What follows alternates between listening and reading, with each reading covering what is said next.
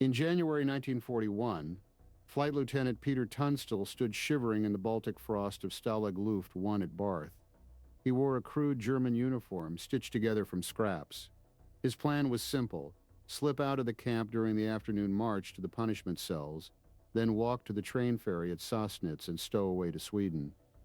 When the column halted, he pretended to faint.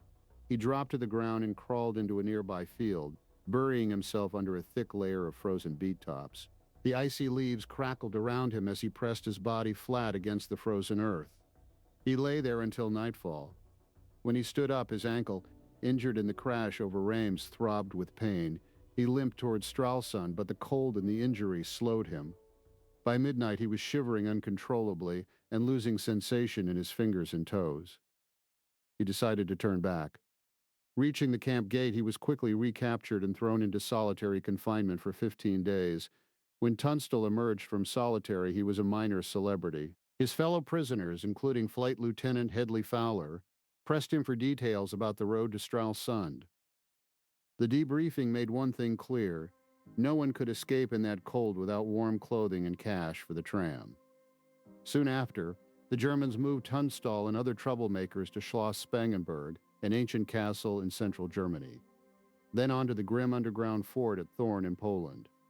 Thorn was a desolate place. The fort, known as Fort Hermann von Salza, was a damp, stinking labyrinth of brick tunnels and vaulted cells. But Tunstall found new allies, including a fluent German speaker, Flight Lieutenant John Milner. Together they began planning bolder schemes, swapping identities with Scottish soldiers working on the nearby airfield. Tunstall had learned that escape required more than a uniform. It required money, forged papers, and luck. At Fort Hermann von Salza in Thorn, the spring of 1941 brought fresh hope for escape. Tunstall had crafted a plan with John Milner to swap identities with Scottish soldiers who worked as orderlies in the camp. The scheme was elegant in its simplicity. 3 RAF officers would become Privates McLean, Menzies, and Shand, joining a work party bound for Graudenz airfield. Their goal was to slip away from the labor detail, board a parked Junkers F-13 transport, and fly for Sweden. But fate intervened with a cruel twist. Tunstall came down with a fierce case of meningitis, plunging him into a coma that nearly killed him. As he lay recovering in the primitive sickbay, weak as a kitten, the escape committee asked him to step aside. Tunstall chose a Canadian Hampton pilot named M.W. Donaldson to take his place. Donaldson was a wiry, sardonic character with a Groucho Marx wit who had already survived being shot down over Norway. Days later, the Germans announced with grim satisfaction that Donaldson, Don Tom, and Errol Flynn had been caught on the airfield attempting to steal an aircraft. No one would say what had happened to them. Conflicting stories swirled through the camp, but the 3 men were never seen again at Thorn. It was a sobering blow. Tunstall had lost 3 friends and his best chance at freedom. The Germans soon transferred the most troublesome prisoners back to Schloss Spangenberg there. Tunstall met a tiny RAF navigator named Dominic Bruce, a man so small he insisted he was merely medium-sized. Bruce had already earned an Air Force Medal for heroism and was as determined an escaper as Tunstall had ever met. Together with a South African Airways pilot named Eustace Newborn, they formed a tight team. The 3 men discovered a treasure trove in the abandoned flat of the forestry school principal: civilian clothes, a Luger pistol, maps, and a German Army Reserve uniform. They crafted a bold scheme. Tunstall would impersonate a German Hauptmann, while Bruce and Newborn would pose as Swiss doctors. Milner, with his perfect German, would prime the sentry by asking if the Swiss doctors had left yet. The success of the bluff depended entirely on a dim-witted guard they called Blockhead. On a September afternoon, everything fell into place. The orderlies carried kitchen swill toward the gate, and Blockhead opened it without summoning the guard commander. Tunstall strode across the yard in his immaculate Hauptmann's uniform, waving a cigar and barking that they were late. Bruce choked on cigar smoke, but kept his composure. Blockhead hesitated, then snapped to attention and saluted. They crossed the bridge, slipped into the bushes, and tore off their outer garments, emerging as 3 Luftwaffe men headed for Kassel. Their flight of freedom lasted 10 days. They made their way toward the Belgian border, traveling by day in their stolen uniforms, sleeping in forests at night, and stealing bread from a baker's cart. Tunstall's ankle ached constantly, and hunger gnawed at their guts, but morale remained high. They were making good progress, confident that their disguises would carry them through. Then came a single stroke of bad luck. Passing through a village, they were stopped by a German soldier who studied Tunstall's face with growing suspicion. The soldier demanded to see their papers. When Tunstall blustered, 2 rifles slammed rounds into their chambers. The soldier smiled. He had been a guard at Schloss Spangenberg until 3 weeks earlier and recognized Tunstall from the other side of the wire. Back at Spangenberg, the 3 men faced harsh interrogations. Tunstall was shoved into a freezing cell in the moat and told he would be shot for sabotage. A Gestapo officer questioned them, and threats of execution hung in the air. But the Wehrmacht intervened, demanding their return to the castle. The escaped uniform was recovered from its hiding place, and Tunstall was slapped with the official label Deutschfeindlich, definitively anti-German. He had become marked prey.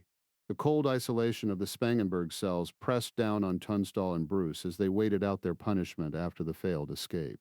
The compass Bruce had lost during their flight still stung their memories, a small failure that had cost them dearly.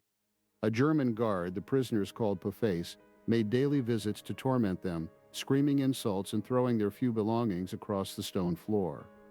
He emptied a tin of sugar into the dirt, ripped the straw from the palliasses, and left the cell in ruins each time. Tunstall planned his revenge with cold precision.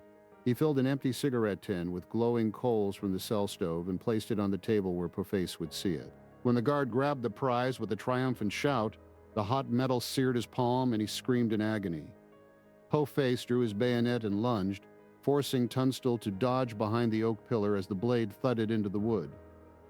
Other guards heard the commotion and rushed up the stone staircase to restrain the raging German, and though Tunstall earned extra solitary confinement, the morale victory belonged to the prisoners.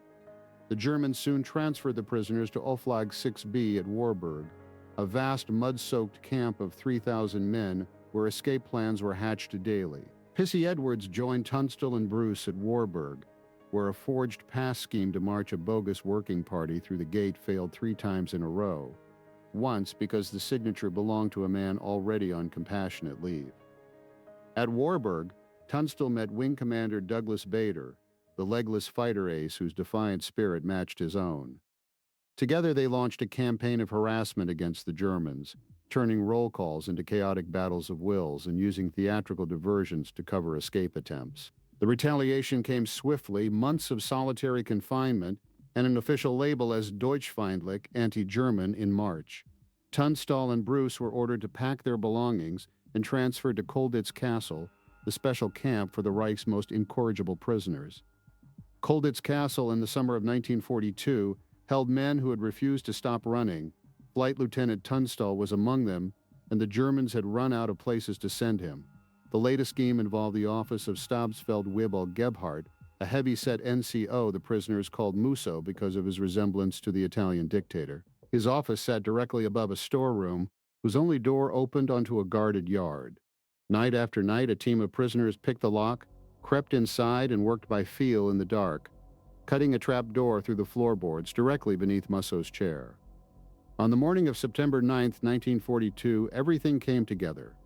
6 men in Polish worker uniforms and German guard disguises slipped through the trapdoor, gathered stores from the room below, and stepped out into the morning shift change, as though they had every right to be there. To buy them time, a diversion was needed at roll call. Tunstall filled a bucket in the kitchen and took position at a high window. Wing Commander Douglas Bader, who had arrived at Colditz just weeks earlier, watched the yard below and waited for the right moment to signal. When Bader gave the sign, Tunstall hurled the bucket of water straight down onto Hauptmann Reinhold Eggers, the security officer walking close to the wall below. Eggers fled as the yard exploded in cheers and chaos. The delay worked, but Tunstall had been seen, and the identification cost him weeks in solitary confinement. 2 of the 6 escapees made it all the way to Switzerland and from there to England. One of them was Flight Lieutenant Hedley Fowler, the same man who had coined the word goon back at Barth. Tunstall found a close companion in a Dutch naval officer, Lieutenant Fritz Kruemink, a man whose calm courage matched his own fiercest instincts. Together with Douglas Bader, They planned a descent from the castle roof using a lightning conductor, but the Germans discovered the route before they could try it. Defeat after defeat wore down even the most determined, yet the spirit of defiance never fully died. In the autumn of 1942, Tunstall decided to strike a blow that required no tunnel and no forged papers. He obtained a large circular bird cage and a rag doll. He spent hours reshaping its face with paint and thread until it carried the unmistakable features of Adolf Hitler, the narrow mustache, the lock of hair falling across the forehead. He dressed the figure in a crude brown uniform with a red swastika armband and hung it inside the cage with a stout hangman's noose. The cage stood waist high, its wire sides thin and fragile, the dangling figure turning slowly whenever a gust of wind crossed the yard. At the next roll call, Tunstall carried the cage onto the parade ground under his greatcoat and set it down among the ranks.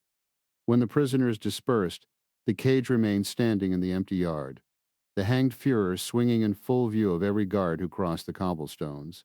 German soldiers removed it quickly, but the camp buzzed with laughter for days. The Germans never proved who had done it. The Hauptmann Eggers, writing long after the war, called it a cheap insult to the Führer, a remark that betrayed how deeply the gesture had stung. By the spring of 1945, the war had reached its final convulsions. American artillery rumbled from the west, and the roads around Colditz filled with columns of German troops retreating before the advance. Tunstall, who had spent much of his final year in solitary confinement, was released from his cell as the German garrison began to lose its grip on the castle. The prisoners sensed the end and stayed alert, knowing that the SS might still attempt to liquidate the camp before the Americans arrived. The German commander, Oberstleutnant Prowett, faced an impossible choice. Himmler had ordered the evacuation or destruction of the prisoners, but the Wehrmacht officers on the ground knew that any such action would cost them their lives. British and American senior officers negotiated a fragile truce. The guards would remain at their posts with empty rifles, maintaining the appearance of control while the front lines closed in. For 3 tense days, the castle existed in a strange limbo between captivity and freedom. On the morning of April 16, 1945, the main gate swung open. A single American soldier stood in the entrance, unshaven, his helmet askew, a Tommy gun cradled in his arm. The French prisoners surged toward him, shouting, "Vive les Américains," and overwhelmed him with embraces. His first words, remembered afterward with laughter by the men who heard them, were simple and direct. "Aw, quit maulin' me, will ya?" After 3 years in the most secure prison in Germany, Flight Lieutenant Tunstall slipped away through the crowd. He walked alone to the German museum inside the castle, where he found the replica Mauser pistol that had fooled the guards at Spangenberg, and claimed it as a souvenir.